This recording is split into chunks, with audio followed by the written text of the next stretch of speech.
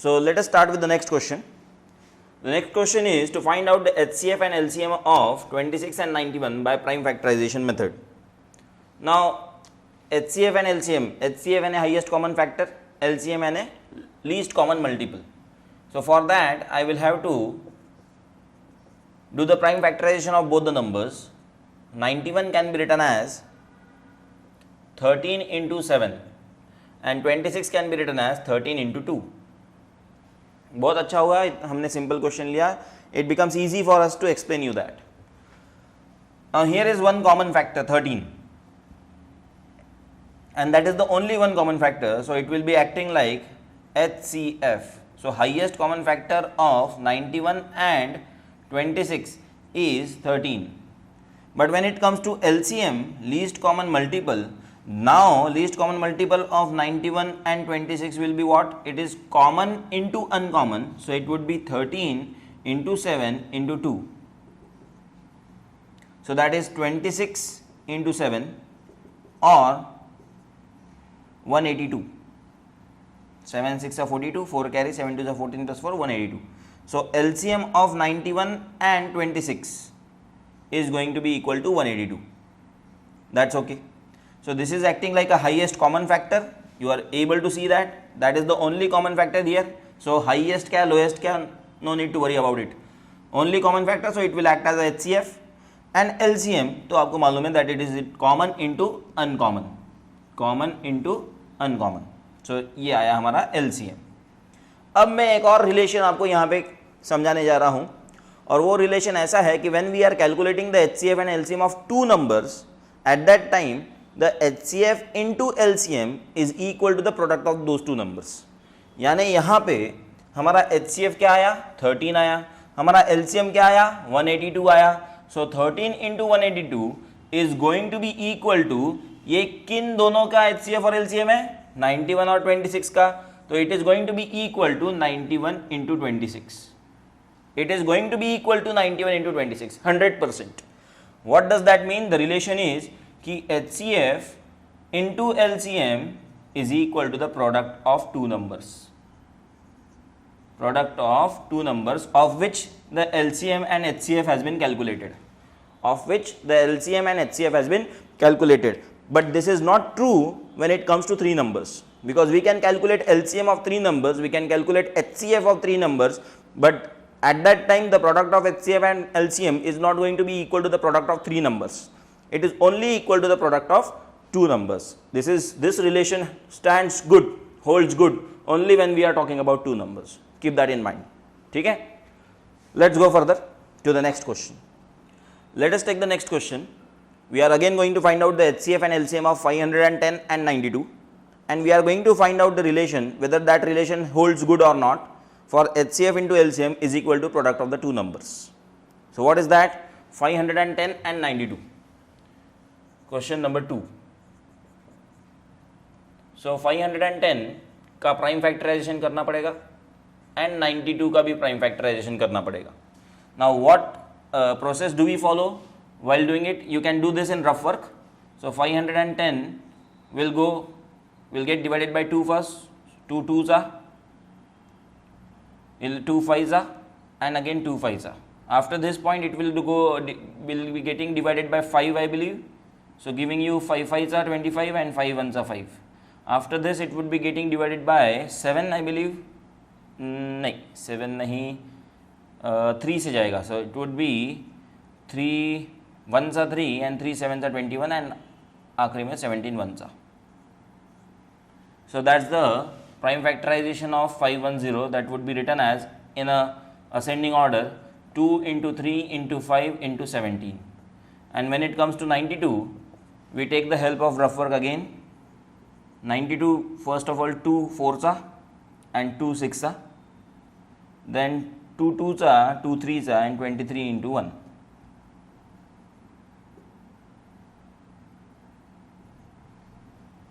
Okay. So 92 is 2 into 2 into 23.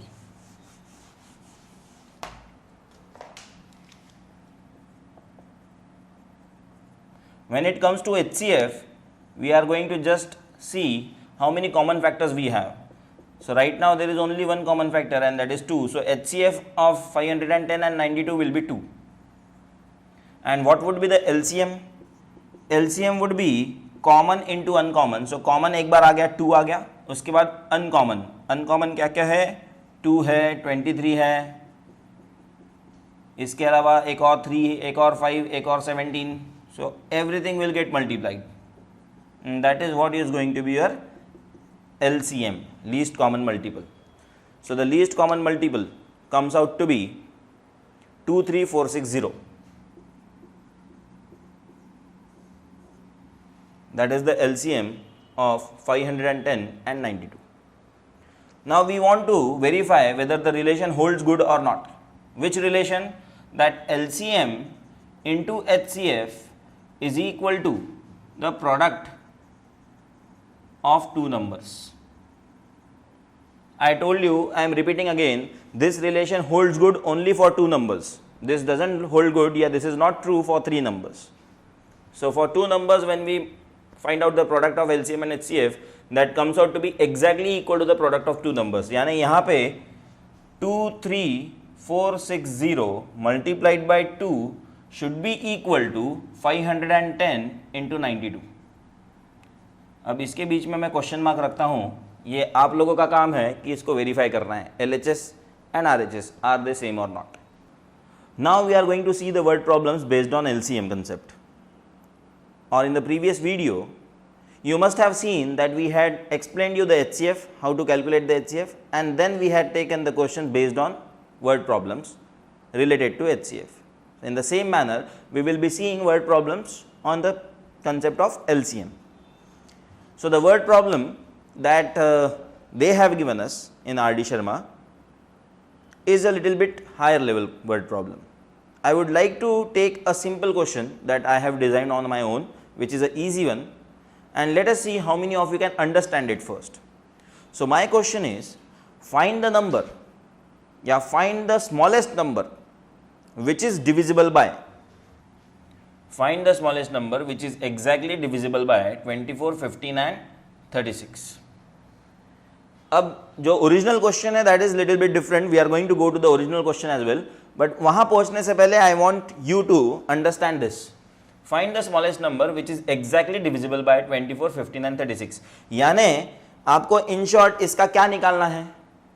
यानी आपको in short इसका LCM निकालना है. करेक्ट. तो 24, 15 और 36 का LCM निकालना कोई बहुत बड़ी बात नहीं है. Same process we have to apply. Prime factorization. This is 24 is going to be equal to 2 into 3 into 2 into 2. Okay. Rather 2 into 2 into 2 into 3. 15 is going to be equal to 5 into 3. 36 is going to be equal to 9 fours होता है, so it can be written as 2 into 2 into 3 into 3. Something like this. So now common into uncommon. So what is common? First of all, 3 is common. So write down first 3. We are interested in LCM here. ठीक है. So 3. उसके बाद 2 common है क्या? ये देखो इन दोनों में 2 कॉमन है. So एक बार 2 आएगा, एक और 2 कॉमन है तो एक और 2 आएगा. फिर अनकॉमन 5, 2 and 3. So 2, 3, 5 ऐसे. So LCM comes out to be for 24, 15 and 36. Let us see. 2 2s are 4, 4 2s are 8. 8 into 9, 72. 72 into 5. So 5 2s are 10. 1 carry, 5 7s are 35 यानी 360. So LCM क्या हो जाएगा इसका? 360. किस किस का LCM 360 है? 24, 15 एंड 36 का. तो अगर 360 इनका LCM है, LCM of these three numbers is 360, that means this is the smallest number which is exactly divisible by all the three numbers simultaneously. यानी 360 को 24 भी डिवाइड करेगा, 15 भी डिवाइड करेगा, 36 भी डिवाइड करेगा, और ये एकुलता एक स्मॉलेस्ट नंबर है जो इन तीनों से डिवाइड होता है. इसका ये मतलब हुआ. आपको 360 से कोई भी छोटा नंबर नहीं मिलेगा जो इन तीनों से डिवाइड हो जाएगा। फॉर एग्जाम्पल अगर मैं 180 लूँ, 360 से आधा ले लिया 180, तो 180 24 से डिवाइड होगा क्या, 15 से डिवाइड होगा क्या और 36 से डिवाइड होगा क्या, देख लो एक बार, चेक कर लो।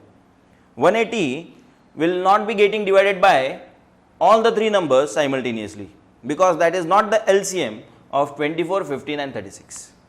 Because 180 is not the LCM of 24, 15 and 36. अगर आपको देखना है तो आप चेक करने के बाद आपको पता चलेगा that 180 is not getting divided by 24.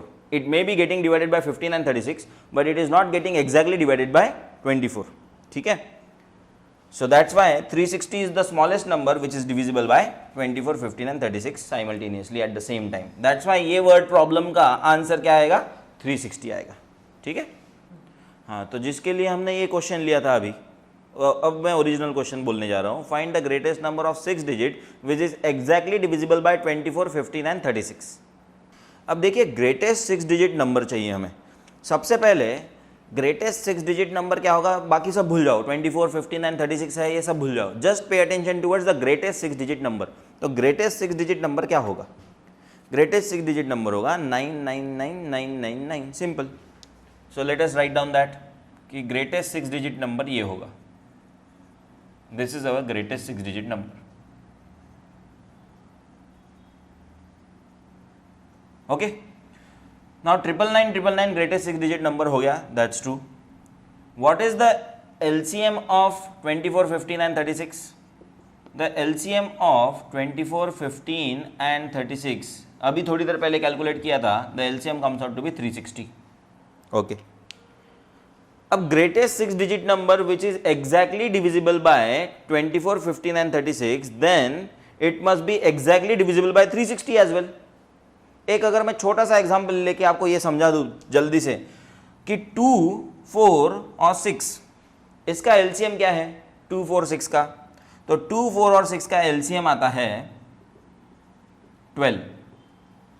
Least common multiple of 2, 4 and 6 comes out to be 12। अब 12 जिसको भी डिवाइड करेगा, मान लेते हैं कि 108 को 12 डिवाइड करता है, एग्जैक्टली रिमाइंडर 0 देता है। तो 12 जिसको भी डिवाइड करेगा वो 108 नंबर 6 से भी डिवाइड होगा, 4 से भी डिवाइड होगा और 2 से भी डिवाइड होगा 110%। पक्का, ये उसकी गारंटी है कि 2, 4, 6 108 को डिवाइड करेगा ही करेगा, क्योंकि 2, 4, 6 का एलसीएम उसको डिवाइड कर पा रहा है। इसीलिए हमें गारंटी मिलती है कि 2, 4, 6 भी उसको डिवाइड कर सकता है 108 को। अब कोई दूसरा नंबर पकड़ लो, 36। 36 को 12 डिवाइड कर सकता है क्या परफेक्टली? बिल्कुल। तो 36 will get divided by 2, it will get divided by 4, it will also get divided by 6, 110%। इसका मतलब ये हुआ कि अगर हमने ग्रेटेस्ट 6 डिजिट नंबर ऐसा निकाल लिया जो 360 से डिवाइड होता है, जो 360 से एग्जैक्टली डिवाइड होता है, तो हमें वही हमारा आंसर मिल जाएगा, because that number will be getting divided by 24, 15 and 36। It will be getting divided by 24, 15 and 36। तो अब हम कैसे निकालेंगे कि ग्रेटेस्ट 6 डिजिट नंबर जो 360 से डिवाइड हो रहा है? सिंपल, उसी 999 को 360 से डिवाइड करो। So when you divide 999 by 360, the remainder comes out to be 279। Remainder comes out to be 279। यानी ये 279 के कारण आप ये नहीं बोल पा रहे हो कि 999 इज एग्जैक्टली डिविजिबल बाय 360। तो what you will do is you will be subtracting 279 from 999। So if I subtract 279 from 999, I get 999720। Now this 999720 will be exactly divisible by 360। ये टाइप के क्वेश्चन 9th स्टैंडर्ड में आपने किए हैं कि what should be subtracted from the polynomial so that it is exactly divisible by the given divisor। तो हम वहां क्या करते थे, जो भी रिमाइंडर आता था उसको सब्ट्रैक्ट कर देते थे। इसी तरीके से यहां पे what should be subtracted from 999 so that it is exactly divisible by 360? So 279 should be subtracted। What answer comes out to be 999720। and this 999720, this number is exactly divisible by 360, so it is also exactly divisible by 24, 15 and 36. So it is also exactly divisible by 24, 15 and 36. So that's the solution for this question. Okay, let us go to the next topic. Let us take the next question. What is the smallest number that when divided by 35, 56 and 91 leaves the remainder 7 in each case? Question number 6 from R.D. Sharma. What is the smallest number which when divided by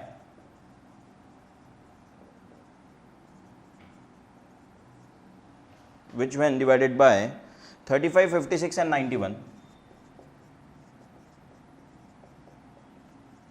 leaves remainder 7 in each case? अब अगर मैंने इस question को समझाने के लिए I will take step by step simple questions first. What is the smallest number which when divided by 35, 56, 91 doesn't leave any remainder, यानी कि इट इज एग्जैक्टली डिविजिबल. ऐसा कौन सा स्मॉलेस्ट नंबर है जो 35, 56 और 91 से एग्जैक्टली डिविजिबल है? तो आप बोलेंगे कि सर एलसीएम ऑफ 35, 56 एंड 91 जो भी रहेगा x, that would be exactly divisible by all of them. That would be exactly divisible by all of them. Correct? That is what you are going to say. क्योंकि इसके पहले जो question हमने पढ़ा उसमें हमने वही सीखा.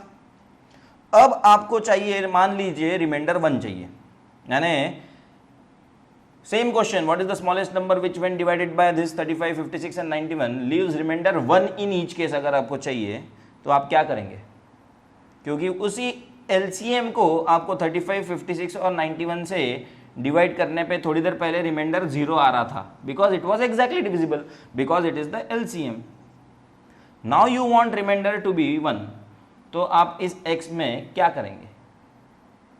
यस, x में 1 ऐड करेंगे तो रिमाइंडर 1 मिलेगा, x में 2 ऐड करेंगे तो रिमाइंडर 2 मिलते रहेगा.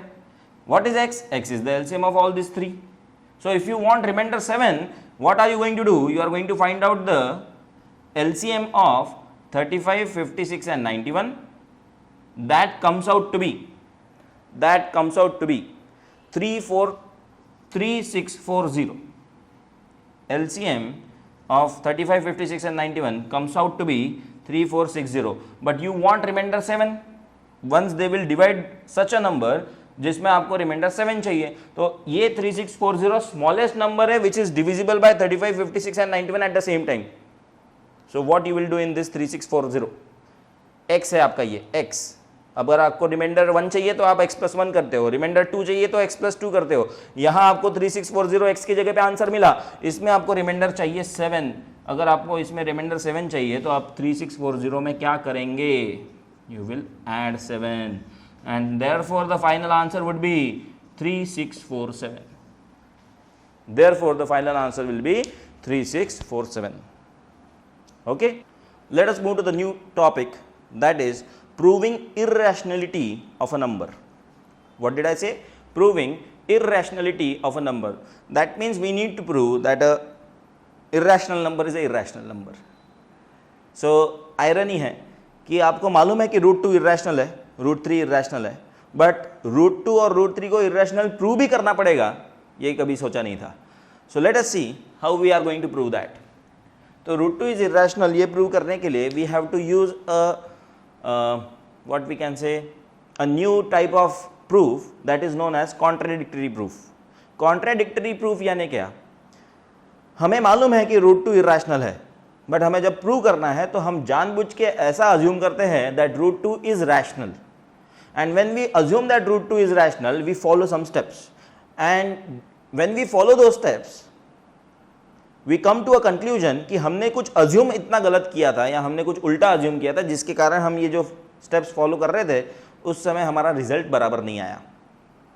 तो what are we going to do here? We are going to assume that √2 is rational. So when we assume that √2 is rational, now all the properties of rational number या all the definitions of rational number should be applied on √2. they are applicable for root 2 the moment you assume root 2 is rational, and that is I will write down the statement that any rational number can be expressed in a p by q form where, अब ये where जो है, where के बाद जो चीजें है that is very important, where p and q belong to the set of integers,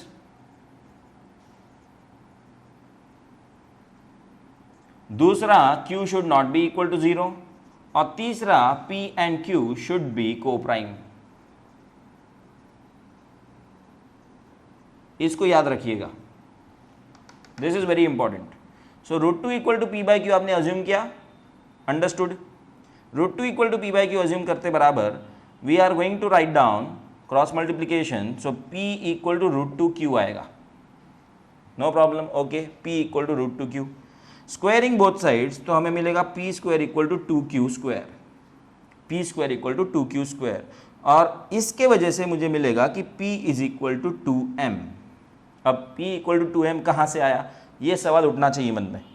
ऐसा है कि if 2 is a factor of square of any number, 2 factor है, यहाँ पे p स्क्वायर के प्राइम फैक्टराइजेशन को आप लिख सकते हो 2 इंटू क्यू स्क्वायर, तो 2 फैक्टर है of p square. If 2 is a factor of p square then 2 has to be the factor of under root of p square, that is p. It has to be the factor, has to be, compulsory है.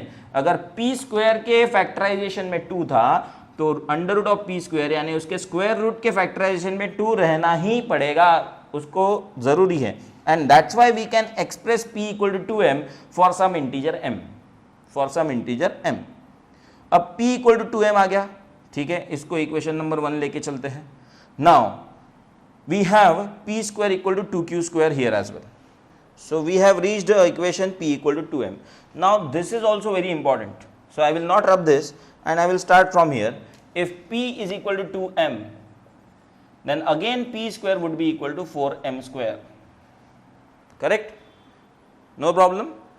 But p square was also equal to 2q square, and now we have reached the point where p square is also equal to 4m square, equation number 2 में. So can I equate these two? Yes, if I equate these two, I get 2q square equal to 4m square. Once I get 2q square equal to 4m square, I can cut 2, 2 1s are 2, 2s are 4. It will give you q square equal to 2m square.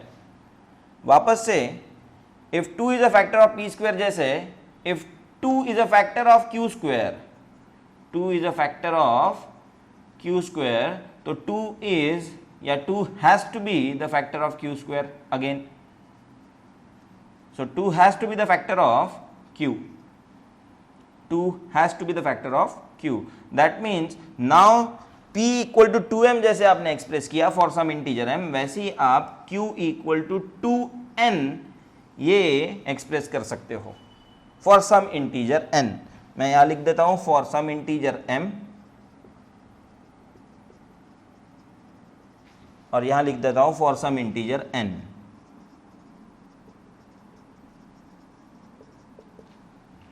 So q equal to 2n आएगा.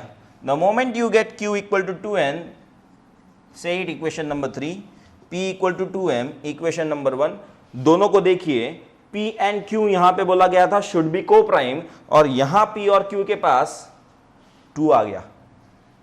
को prime कौन होता है? को prime वो होते हैं जिनके पास 1 के अलावा कोई भी कॉमन फैक्टर नहीं. अब आपके पास p इक्वल टू 2m और q इक्वल टू 2n आया, यानी p and q has 2 as a common factor, जो कि बहुत गलत है.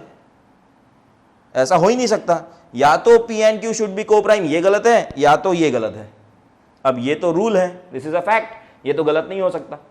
यानी क्या गलत है? हमारा p and q has 2 as a common factor, ये गलत है. और ये क्यों गलत हुआ? क्योंकि आपने अज्यूम किया दैट रूट 2 इज रैशनल. ये आपने अज्यूम किया था, which is wrong. Because your assumption is wrong, that's why your root 2 is rational is also a wrong statement. Then what is the correct statement? Correct statement will become root 2 is irrational. Root 2 is irrational, hence proved. Let us take the next topic, The next topic is to determine the nature of the decimal expansion of rational numbers. So how will you determine the nature of expansion of rational number without actual division? How will you determine? So the question is कि मान लेते हैं एक हमारे पास rational number आया obviously in P by Q form, तो 28/25. इसका आपको बताना है कि ये टर्मिनेटिंग डेसिमल रहेगा कि नॉन टर्मिनेटिंग डेसिमल रहेगा. अगर टर्मिनेटिंग डेसिमल है तो कितने प्लेसेस के बाद टर्मिनेट होगा, ये सारी चीज़ें आपको यहाँ बतानी है. तो रूल ऐसा है, if the denominator, this is known as denominator, if the denominator is in the form of 2 to the power m into 5 to the power n, then the decimal representation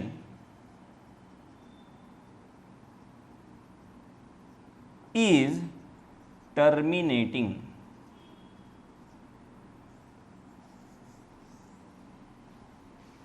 ठीक है, 2 to the power m into 5 to the power n से अगर ये रहा, then the decimal representation is terminating.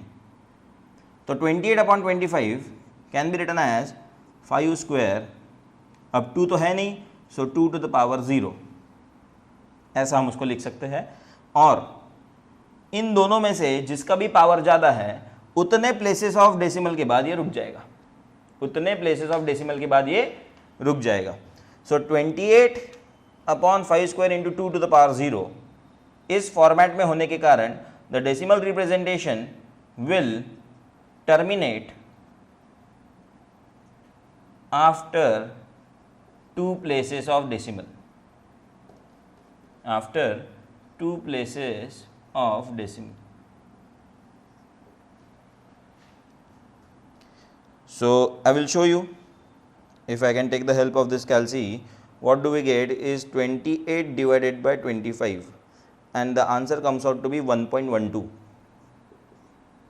Answer comes out to be 1.12. कितने places of decimal के बाद रुका, पहले ही लिख दिया था. So what is important here, important thing is कि डिनोमिनेटर किस फॉर्मेट में है. Is it of the form of 2 to the power m into 5 to the power n और नॉट. अगर वो इस फॉर्मेट का है तो जो भी पावर बढ़ा उतने प्लेसेस ऑफ डेसिमल के बाद ये रुक जाएगा. और अगर ये इस फॉर्मेट में नहीं है, इसमें थोड़ा सा भी डिफरेंस आता है, तो फिर वो नॉन टर्मिनेटिंग डेसिमल फॉर्मेट में आ जाता है. एक एग्जांपल लेते हैं उसके लिए, अगर आपको चाहिए तो 29/343. अब अगर मैं 29/343 लूँ तो 29/343 आसपास भी नहीं है 2 to the power m into 5 to the power n के फॉर्मेट में. It is of the form of 7 to the power 3. The moment the denominator has something else other than 2 and 5, then this 29/7 cube का decimal representation will be non terminating. इसके साथ एक 5 to the power 1 भी क्यों ना आ जाए, still the decimal representation is non terminating. ठीक है, are you understanding when it is going to terminate and when it is not going to terminate. एक चार्ट बनाते हैं फाइनल कि ये कब डिविजिबल है और कब डिविजिबल नहीं है, या कब टर्मिनेटिंग है या कब टर्मिनेटिंग नहीं है. इसका एक सिंपल सा चार्ट बनाते हैं, शॉर्ट फॉर्म में आ जाएगा, पता चल जाएगा. सो व्हेन द डेसिमल, ये डी डेसिमल का chart, decimal is of the form of 2 to the power m into 5 to the power n, then the representation terminating.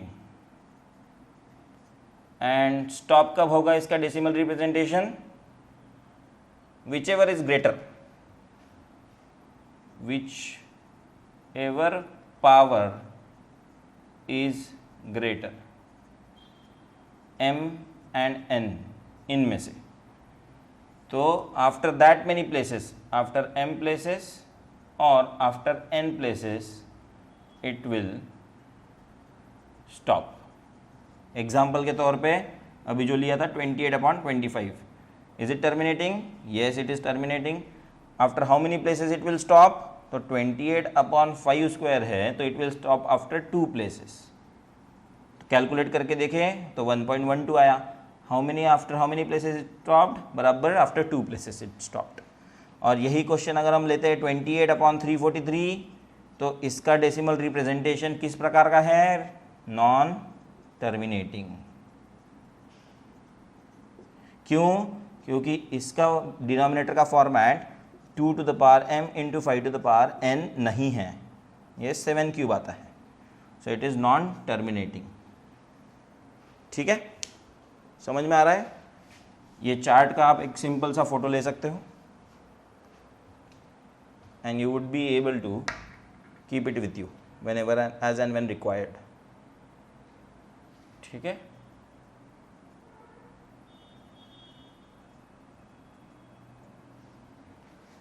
we end this chapter. So this is the last topic, determining the nature of expansion of rational numbers without actual division. ठीक है, with this we complete this chapter, rational numbers. If you are able to understand all of our lectures based on this chapter, I would advise you to subscribe our channel and keep on watching new videos that we are going to upload for every chapter of this 10th standard. Now we particularly take R.D. Sharma book because if you are going to go through this book, you will be able to crack the exams like your board exams, school ke, NTSC, Maths Olympiads, you name any competitive exam and you would be able to do well in those exams. You will be able to find out your good results in this exam if you prefer this book. N number of questions, you are supposed to practice each and every question.